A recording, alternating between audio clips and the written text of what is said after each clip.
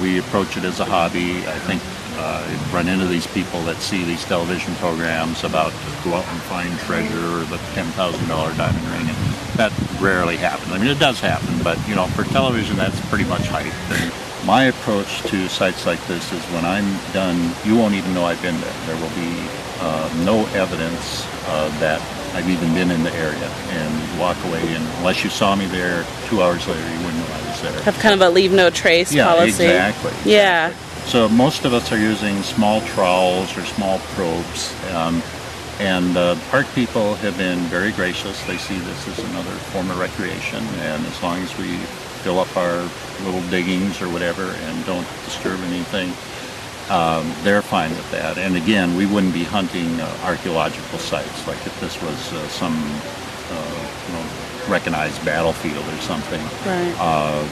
National park site or something, we just don't go in those sites. Oh, cool. But the thing I like about like Lithia Park or whatever, we have permission to be here, and to me it's not let's go out and find all the treasure in the world, you know, right. Let's just go out and have a fun time and see what we find. And I've found lots of coins. I found quite a bit of jewelry. I found wallets. I found a 14-inch knife hidden in a bush in a school one time. Whoa. And on one occasion, a park employee came up to me, and I won't disclose the park, but sure. Said, metal detecting is illegal in here, and which I knew it wasn't, you know, because I've hunted right. town 100 times. Right. And I said, well, what do you mean? She said, well, you can't be using that metal detector in this park. And I said, well, what ordinance are you quoting? You know, can you give me a source? Well, no, of course. There isn't one. Turned out she didn't want to see any disturbance at all. Mm-hmm. Okay, and I'm thinking there's like a whole bunch of gopher holes over there, you know. Yeah, and kids digging around and yeah, stuff, and I'm dogs sure. And all the rest of it. Yeah. So, but I left, you know, it's not an idea of who's going to be right or who's going to prevail.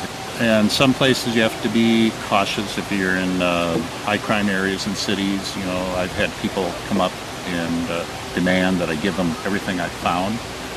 And, okay, the 5 young men in another undisclosed locations that we in the valley, like in Oregon, no, or this no? was in another state. Okay. But, they wanted everything I had in my pouch, so I have 2 sides of my pouch. One side is for coins, whatever I find. The other side is full of pop caps and tabs and junk and ground up cans. I pick up all that stuff. So I said, wow. Okay, I'll give you everything I've got in my pouch, but you have to take it off.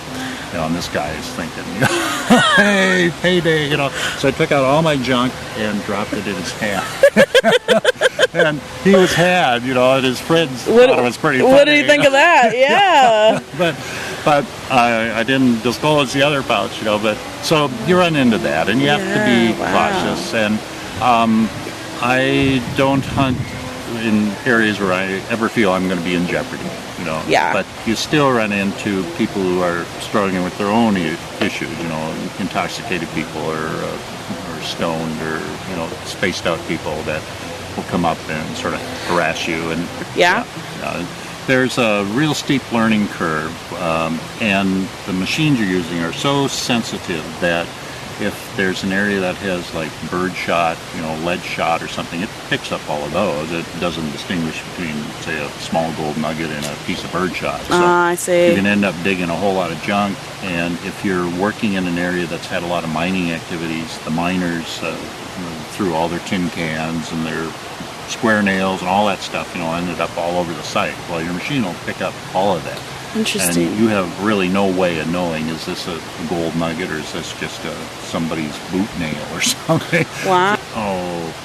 Occasionally you'll find like a crack pipe or something out in the park. I found a lot of weapons. I find bullets, both gold cartridges as well as just bullets. Anything that people could have, like jewelry, tin cans.